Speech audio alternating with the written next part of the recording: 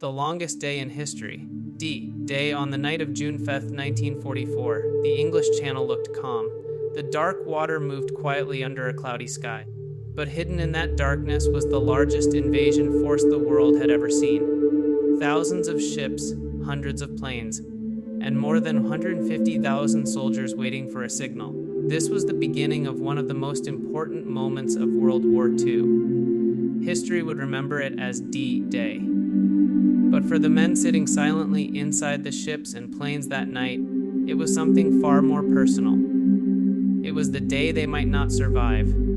The soldiers knew the mission would be brutal. German forces had spent years building massive defenses along the coast of France. Concrete bunkers, machine gun nests, landmines, barbed wire, and artillery cannons waited along the beaches.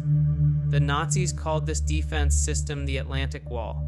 To break through it seemed almost impossible. Yet the Allied commanders believed this invasion was the only way to defeat Nazi Germany and end the war in Europe. Among the planners of this dangerous operation was the Supreme Allied Commander, Dwight D. Eisenhower. He understood the risk. The invasion could fail. Tens of thousands might die. Before the operation began, Eisenhower even wrote a short note accepting full responsibility if the mission failed. It was a message he hoped would never need to be used. The invasion plan was enormous. 5 beaches along the coast of Normandy would be attacked at the same time. American, British, and Canadian troops would storm the shore while thousands of aircraft filled the sky. The beaches were given code names: Utah, Omaha, Gold, Juno, and Sword. Among them, one would become the most deadly, Omaha Beach. But before the beach landings even began, another secret mission was already underway. Shortly after midnight, hundreds of transport planes crossed the dark skies over France. Inside them were paratroopers from American airborne divisions. Their job was terrifying. They would jump out of the planes behind enemy lines in the middle of the night. Many had never jumped into combat before. As the planes approached the French coast, anti-aircraft guns suddenly opened fire from the ground. Bright red tracer bullets shot into the sky. The planes shook violently. Inside the aircraft, soldiers sat quietly, their heavy equipment weighing down their bodies. Some clutched letters from home, others whispered prayers. Then the green jump light turned on. The doors opened, and one by one, they jumped into the darkness. But the night drop quickly turned chaotic. Strong winds pushed the paratroopers far from their planned landing zones. Many landed alone in flooded fields, forests, or directly among German troops. Some drowned in deep water because their heavy gear pulled them under. Others found themselves completely lost. Yet small groups of soldiers began gathering in the darkness, determined to complete their mission. They blew up bridges, destroyed communication lines, and attacked German positions from unexpected directions. The confusion they created would help the invasion force arriving at the beaches only hours later. As dawn slowly approached on June 6, the sea filled with ships stretching to the horizon. More than 5,000 vessels moved toward the French coast. It was the largest amphibious invasion in history. Inside the landing craft, soldiers sat shoulder to shoulder. The engines roared as waves crashed against the metal boats. Some soldiers were silent, some were shaking. Others tried to stay calm by joking with their friends. But everyone knew what waited ahead: enemy machine guns, mines hidden in the sand, and thousands of German soldiers defending the coastline. At around 6:30 in the morning, the first American troops approached Omaha Beach. The landing craft doors dropped, and instantly, chaos exploded. German machine guns opened fire from the cliffs above the beach. Bullets tore through the water and sand. Many soldiers were hit before they even stepped out of the boats. Others jumped into water that was deeper than expected, struggling to reach the shore while carrying heavy equipment. The beach quickly became a nightmare. Smoke, explosions, shouting, and gunfire filled the air. Entire units became trapped behind obstacles in the sand, while enemy fire rained down on them from above. Within minutes, the beach was covered with wounded soldiers.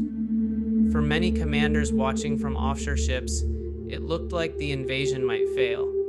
But something unexpected began to happen. Small groups of soldiers started moving forward.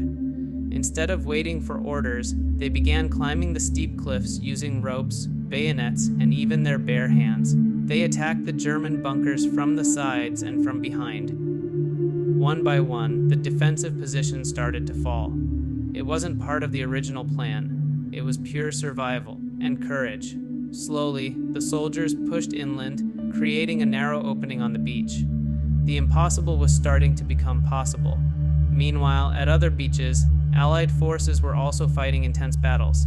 At Utah Beach, American troops landed slightly off target, but this mistake actually saved many lives because the area had fewer German defenses.